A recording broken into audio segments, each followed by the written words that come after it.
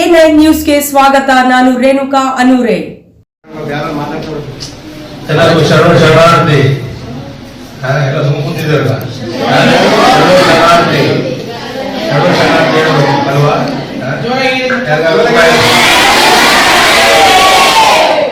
ಯಾರು ಊಟ ಆಯ್ತು ಅಂದ್ರೆ ನಂದಾಯ್ತು ನಿಮ್ದಾಯ್ತು ಅಂತ ಕೇಳುದಿಲ್ವಾ? ಇದೊಂದು ಯಾರು ನಮಸ್ಕಾರ ಮಾಡಿದ್ರೆ ನಾವು ಅವ್ರಿಗೂ ನಮಸ್ಕಾರ ತಿಳಿಸ್ಬೇಕು ಅಲ್ವಾ?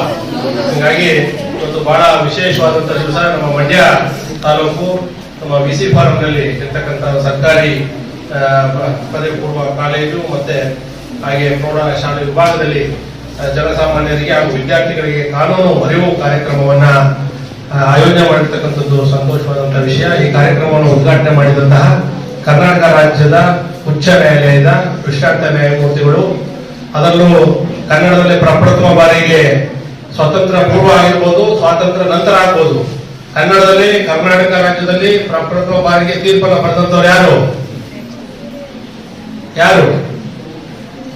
ನಮಗೆ ಸ್ವಾತಂತ್ರ್ಯ ತಂದುಕೊಟ್ಟವ್ರು ಯಾರು? ಸಂವಿಧಾನ ಬರೆದವ್ರು ಯಾರು? ಎಷ್ಟು ಹೇಳಿ ಚೆನ್ನಾಗಿದೆ. ಹಾಗೆ ಕನ್ನಡದಲ್ಲಿ ಪ್ರಪ್ರಥಮ ಬಾರಿ ತೀರ್ಪು ಬರೆದಂತವ್ರು ಯಾರು? ಮಾನ್ಯ ರವಿ ನಾಗರಾಜ್ ಸಾಹೇಬರು. ಹೊಡಿಬೇಕು ಚಪ್ಪಾಳೆ.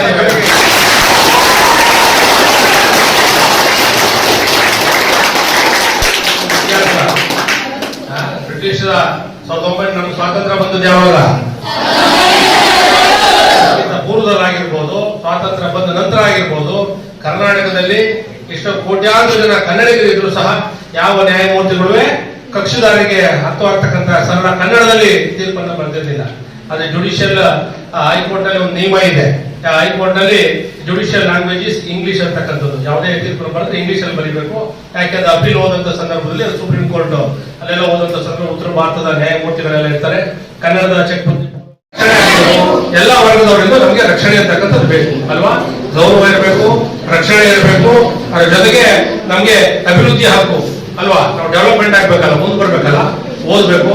ನೋಡಿ, ತಮ್ಮ ಮುಖ್ಯ ಶಿಕ್ಷಕರು ತೋರಿಸರು ಅವರ ಟೇಬಲ್ ಮೇಲೆ ನೋಡಿ ಸರ್, ಸುನೀತಾ, ವನಿತಾ ಇವರೆಲ್ಲ ಮುಂದೆ ಬಂದಿದ್ದಾರೆ. 3 ಜನ ಮಕ್ಕಳು ಸಾಕಷ್ಟು ಜನ ಪ್ರಶಸ್ತಿಯನ್ನು ತಗೊಂಡಿದ್ದಾರೆ. ಕೆಲವರು ಸ್ಕಾಲರ್ಶಿಪ್ ಬರ್ತಾ ಇದೆ, ಕೇಂದ್ರ ಸಚಿವರಿಂದ ಒಂದು ಪ್ರಶಂಸೆಯ ಪ್ರಸ್ತಾವ ಬಂದಿದೆ ಅಂತಕ್ಕಂಥದ್ದು. ಇದೆಲ್ಲ ಅಭಿವೃದ್ಧಿ ಆಗ್ತಕ್ಕಂಥದ್ದು ಅಲ್ವಾ?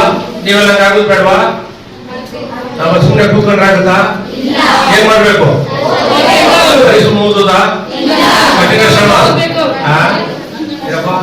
ಹೆಂಗ್ ಓದ್ಬೇಕು? ಬಹಳ ಕಷ್ಟಪಡ್ಬೇಕು. ಬಹಳ ಕಷ್ಟಪಡ್ಬೇಕು. ಹೇಳ್ತಾರೆ ಸಾಹೇಬ್ರು ಅವ್ರೇನ್ ಕಷ್ಟಪಟ್ರು ಅಂತ.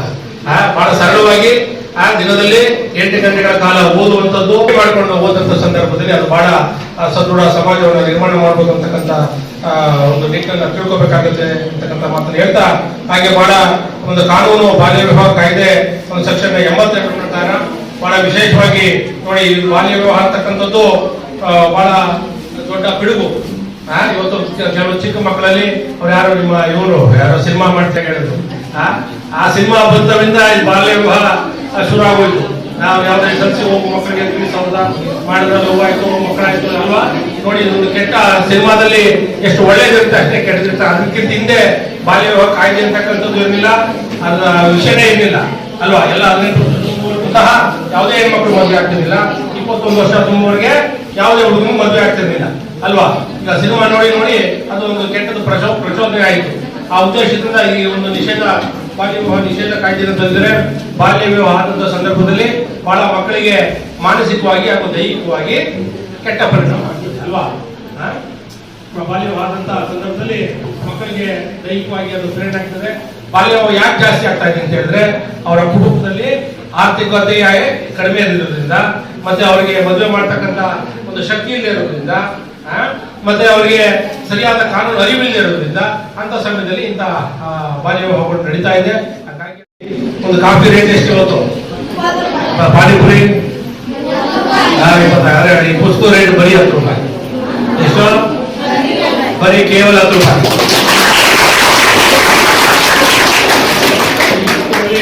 ಪುಸ್ತಕದಲ್ಲಿ ಮಾನ್ಯ ನ್ಯಾಯಮೂರ್ತಿಗಳು ಉಚಿತ ಕಾನೂನು ಅರಿವು ಮತ್ತು ಜನತಾ ನ್ಯಾಯಾಲಯಗಳು ಯಾವುದೇ ಮನೆಗಳಲ್ಲಿ ವ್ಯಾಜ್ಯಗಳಿದ್ರೆ ಹಣ ವಸೂಲಿ ಆಗಿರ್ಬೋದು, ಅಕ್ಕಪಕ್ಕ ಜಮೀನು ಆಗಿರ್ಬೋದು, ಗಂಡ ಹೆಂಡತಿದಾಗಿರ್ಬೋದು, ಜೀವನಾಂಶ ಆಗಿರ್ಬೋದು, ವಿಚ್ಛೇದನ ಆಗಿರ್ಬೋದು, ಯಾವುದೇ ರೀತಿಯ ಒಂದು ಸಮಸ್ಯೆಗಳಿದ್ರೆ ಅದರ ನ್ಯಾಯಾಲಯದಲ್ಲಿ ವಕೀಲರಿಂದ ಉಚಿತವಾಗಿ ಒಂದು ಬಗೆಹರಿಸತಕ್ಕಂತ ಕಾನೂನು ಸೇವೆಗಳ ಪ್ರಾಧಿಕಾರದ ಸವಲತ್ತಿದೆ. ಅದು ರಾಜ್ಯದ ಎಲ್ಲ ಹೆಣ್ಣುಮಕ್ಕಳುಗಳು ಉಚಿತ. ಅವರು ಬಡವ ಶ್ರೀಮಂತ ಮತ್ತೆ SC ST ಇರ್ತಕ್ಕಂಥದ್ದಿಲ್ಲ. ರಾಜ್ಯದ ಎಲ್ಲಾ ಮಹಿಳೆಯರಿಗೆ ಉಚಿತ ಇದೆ. ಹಾಗೆ ಮಕ್ಕಳಿಗೂ ಸಹ ಉಚಿತ ಕಾನೂನಿದೆ.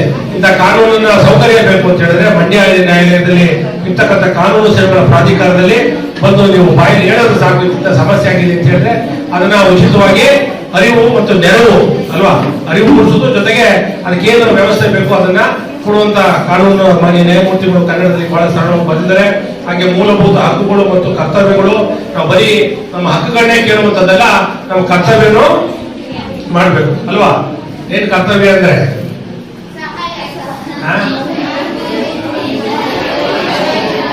ಏನು ನಮ್ಮ ಮೂಲಭೂತ ಕರ್ತವ್ಯಗಳೇನು, ಡ್ಯೂಟೀಸ್, ಫಂಡಮೆಂಟಲ್ ಡ್ಯೂಟೀಸ್. ಏನು ನಾವು ರೈಟ್ಸ್ ಕೇಳ್ತೀವೋ, ನನಗೆ ಅದು ಕೊಟ್ಟಿಲ್ಲ ಇದು ಕೊಟ್ಟಿಲ್ಲ ಮಾಡಿಸ್ಕೊಡೋದು ಕೇಳ್ತೀವೋ, ಹಾಗೆ ನಮ್ಮ ಕೆಲಸಗಳು ಏನ್ ಮಾಡ್ಬೇಕು,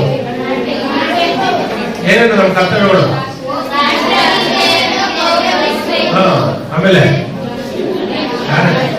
ಪರಿಸರವನ್ನ ಕಾಪಾಡಬೇಕು, ನೀರನ್ನ ರಕ್ಷಣೆ ಮಾಡಬೇಕು ಅಲ್ವಾ, ಪ್ರಕೃತಿಯನ್ನ ರಕ್ಷಣೆ ಮಾಡಬೇಕು, ಸಹೋದರ ಮನೋಭಾವನೆಯನ್ನು ಇಟ್ಕೋಬೇಕು ಅಲ್ವಾ, ಮಾನವೀಯತೆಯನ್ನು ಇಟ್ಕೋಬೇಕು. ಇಂಥದ್ದೆಲ್ಲ ನಮ್ಮ ಕರ್ತವ್ಯಗಳು ಅಲ್ವಾ.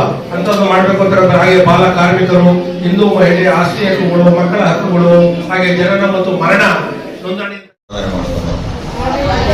ನೋಡಿ, ನನಗೂ ಅಷ್ಟೇ ಸಮಯ, ನಿಮಗೂ ಅಷ್ಟೇ ಸಮಯ, ಏನೂ ಕೆಲಸ ಮಾಡಲಾರ್ದ್ರೆ ಅಷ್ಟೇ ಸಮಯ. ಪ್ರಧಾನಮಂತ್ರಿಗೂ 24 ಗಂಟೆ. ನಾನು ಪ್ರಧಾನಮಂತ್ರಿ ಇದ್ದೀನಿ, ಭಗವಂತನ ಪ್ರಾರ್ಥನೆ ಮಾಡಿದರೆ ಸಿಗ್ತದ? ಇಲ್ಲ. ಅಂಥ ಒಂದು ಸಮಾನತೆ ಮತದಾನದಲ್ಲಿದೆ. ನಾನು ಆಗ್ತದ ಕೋಟ್ಯಾಧೀಶ್ವರನ ಮತಕ್ಕೂ ಒಂದೇ ಬೆಲೆ, ಭಿಕ್ಷುಕನ ಮತಕ್ಕೂ ಕಮ್ಮಿ ಮಾಡಿಬಿಡ್ರಿ, ಭಿಕ್ಷುಕನ ಮತಕ್ಕೂ ಅಷ್ಟೇ ಬೆಲೆ. ಇಲ್ಲ, ನೀವು ಮಾತಾಡ್ತಿಲ್ಲ. ಒಬ್ಬ ಭಿಕ್ಷುಕನ ಮತಕ್ಕೂ ಅದೇ ಬೆಲೆ, ಅರಸನ ಮತಕ್ಕೂ ಅದೇ ಬೆಲೆ, ಆಳಿನ ಮತಕ್ಕೂ ಅದೇ ಬೆಲೆ.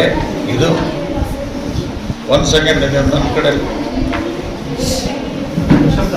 ಏನಾಯ್ತು, ತಿಳಿಸಿ ಹೇಳೋಷ್ಟು ಯೋಗ್ಯವಾದಂತೆ ಬರಲಿಲ್ಲ ಅಂದ್ರೆ ನನಗೆ ಫೋನ್ ಮಾಡಿ ತಿಳಿಸಿ. ನೀವು ಇದನ್ನೆಲ್ಲ ಹೇಳಿದ್ರಿ, ಇದು ಅಸಾಧ್ಯ, ಇದು ಮಕ್ಕಳ ತಲೆಯಲ್ಲಿ ಹೋಗೋದಿಲ್ಲ, ನಮ್ಮ ತಲೆಗೆ ಹೋಗಿಲ್ಲ, ಅವ್ರಿಗೆ ಹೋಗ್ತದೆ. ಆದ್ದರಿಂದ ಇದನ್ನ ಯಾವ ರೀತಿ ಹೇಳ್ಬೇಕು ಅಂತ ಕೇಳಿ ನಾನು ಏನು ಸಂಕೋಚ ಬೇಡ. ಹೈಕೋರ್ಟ್ ನ್ಯಾಯಾಧೀಶರ ಅನ್ನೋದನ್ನು ಮಾತೇವೆ. ಮತದಾನದ ಬಗ್ಗೆ ಹೇಳಿ, ಯಾಕಂದ್ರೆ SIR ಬಗ್ಗೆ ಒಂದು ವಿಷಯ ಇಟ್ಟದರು. ಆ ಮತದಾನದ ಹಕ್ಕು ಎಷ್ಟಿದೆ ಅಂತ ಹೇಳಿದ್ರೆ ಆ ಮತದಾನದ ಮೌಲ್ಯದಷ್ಟೇ ಇದೆ. ದೊಡ್ಡವ್ರು ಕೇಳ್ರಿ, ನಿಮ್ಮ ಟೀಚರ್ಗಳು ಸರ್ ಹೇಳ್ತಾರೆ. ವಾಜಪೇಯಿ ಅವ್ರು ಗೊತ್ತಾ ನಿಮಗೆ? ಅಟಲ್ ಬಿಹಾರಿ ವಾಜಪೇಯಿ ಅಂತಿದ್ರು. ಅವರು ಪ್ರಧಾನಮಂತ್ರಿ ಆಗಿದ್ರು. ಈ ಪ್ರಧಾನಮಂತ್ರಿಯಲ್ಲಿ ಆ ವಿಶ್ವಾಸ ಇಲ್ಲ, ನಮಗೆ ಬಹುಮತ ಸಾಬೀತುಪಡಿಸಬೇಕು ಅಂತ ಬಂತು. ಪಾರ್ಲಿಮೆಂಟ್ನಲ್ಲಿ ಸಂಸತ್ತಿನಲ್ಲಿ ಬಹುಮತ ಸಾಬೀತುಪಡಿಸಬೇಕಂತ ಹೇಳಿದ್ರೆ ವಾಜಪೇಯಿಯವರ ಪರವಾಗಿ ಒಂದು ಮತ ಕಡಿಮೆ ಆಯಿತು. 100 ಬೇಕಾಗಿದ್ರೆ ಅವರಿಗೆ 99 ಒಂದು ಮತ. ಏನಾಯಿತು, ಸರ್ಕಾರ ಬಿದ್ದೋಯ್ತು, ಮತ್ತೆ ಎಲೆಕ್ಷನ್ ನಡೀತು. ಈಗ ಒಂದು ಮತದ ಮೌಲ್ಯ ಎಷ್ಟು ಅಂತ ಹೇಳಿದ್ರೆ ಒಂದು ಸರ್ಕಾರವನ್ನು ಗೆಲ್ಲಿಸಬಹುದು, ಒಂದು ಸರ್ಕಾರವನ್ನು ಬೀಳಿಸಬಹುದು. ಆದ್ದರಿಂದ ನಾನು ಒಬ್ಬ ಮತ ಹಾಕ್ಲಿದ್ರೆ ಏನು ಅನಾಹುತ ಆಗೋದಲ್ಲಿ ಬಿಡುವ ಅನ್ನೋ ಭಾವನೆ ಇರಬಾರದು. ಪ್ರತಿಯೊಂದು ಮತಕ್ಕೂ ಒಂದು ಮೌಲ್ಯ ಇದೆ. ನಿಮ್ಗೆ ಎಷ್ಟು ವಯಸ್ಸು? ನಿಮ್ಗೆ ಅರ್ಧ ವಯಸ್ಸಿಗೆ, ನಿಮ್ಗೆ 14, ಅರ್ಧ ವಯಸ್ಸು 7ನೇ ವಯಸ್ಸಿಗೆ ಅವರು ಅನೇಕ ತಾರತಮ್ಯವನ್ನ ಪ್ರಶ್ನೆ ಮಾಡ್ತಾರೆ. ಮಹಿಳೆಯರಿಗೆ ಸೌಕರ್ಯಗಳನ್ನು ಕೊಡ್ತಿರ್ಲಿಲ್ಲ, ಅವ್ರ ಅಕ್ಕ ತಂಗಿಯರನ್ನ ಬಹಳ ದೂರ ಇಡ್ತಿದ್ರು. ಪುರುಷ ಪ್ರಧಾನವಾದಂತಹ ಸಮಾಜದಲ್ಲಿ ಯಾಕೆ ಹಿಂಗ್ ಮಾಡ್ತೀರಿ ತಾರತಮ್ಯವನ್ನ ಅಂತಕ್ಕಂಥ ಪ್ರಶ್ನೆಯನ್ನ ಅಲ್ವಾ. ಅಂಬೇಡ್ಕರ್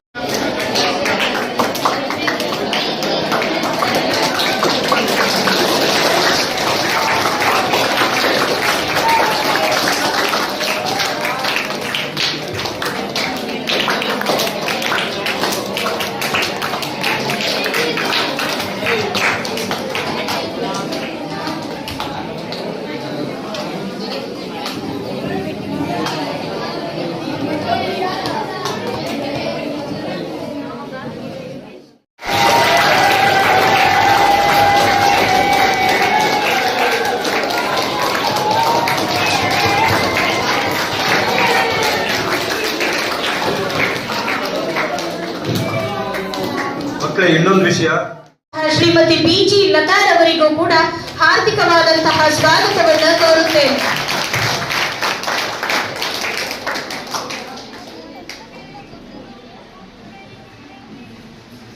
ಈ ಒಂದು ಮಹತ್ತರ ಕಾರ್ಯಕ್ರಮದ ಪ್ರಸ್ತಾವನೆಯನ್ನ ನೆರವೇರಿಸಿಕೊಡುತ್ತಿರುವಂತಹ ಶ್ರೀ ಪೋತೇರ ಮಹದೇವೂರವರು, ರಾಜ್ಯಾಧ್ಯಕ್ಷರು, ಕರ್ನಾಟಕ ಸಿರಿಗನ್ನಡ ವೇದಿಕೆ, ಇವರಿಗೂ ಕೂಡ ಆತ್ಮೀಯವಾದಂತಹ ಸುಸ್ವಾಗತವನ್ನು ಕೋರುತ್ತೇನೆ.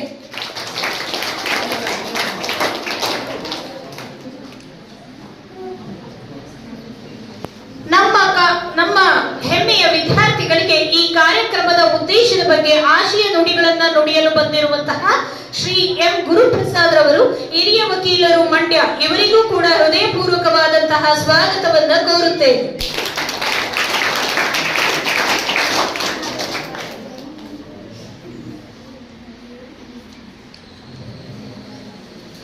ಈ ಕಾರ್ಯಕ್ರಮವನ್ನ ನಡೆಸಿಕೊಡಲಾಗದ ಹೆಮ್ಮೆಯ ಮುಖ್ಯ ಶಿಕ್ಷಕರಾದಂತಹ ಶ್ರೀಯುತ ಕೆ.ಎ. ಪ್ರಸನ್ನ ಸರ್ ಅವರಿಗೂ ಕೂಡ ಸುಸ್ವಾಗತವನ್ನ ಕೋರುತ್ತೇನೆ.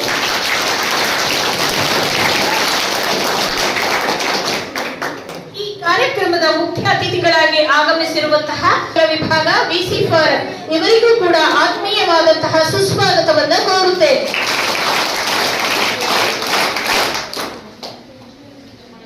ಈ ಕಾರ್ಯಕ್ರಮದ ಗೌರವಾನ್ವಿತ ಮುಖ್ಯ ಅತಿಥಿಗಳಾಗಿ ಆಗಮಿಸಿರುವಂತಹ ಶ್ರೀ ಎಚ್.ಇ. ರಮೇಶ್ ರವರು, ಸಮಾಜ ಸೇವಕರು, ಹುಳ್ಳೇನಹಳ್ಳಿ, ಮಂಡ್ಯ, ಇವರಿಗೂ ಕೂಡ ಹೃತ್ಪೂರ್ವಕವಾದಂತಹ ಸ್ವಾಗತವನ್ನ ಕೋರುತ್ತೇವೆ.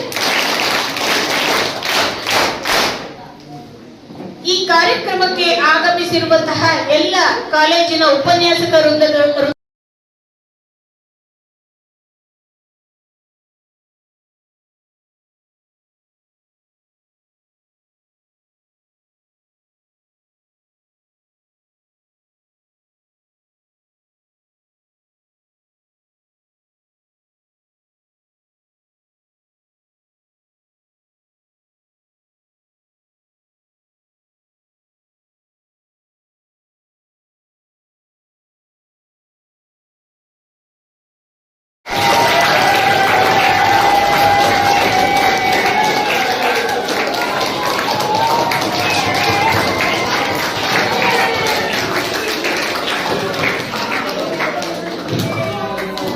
ಮಕ್ಕಳೇ, ಇನ್ನೊಂದು ವಿಷಯ,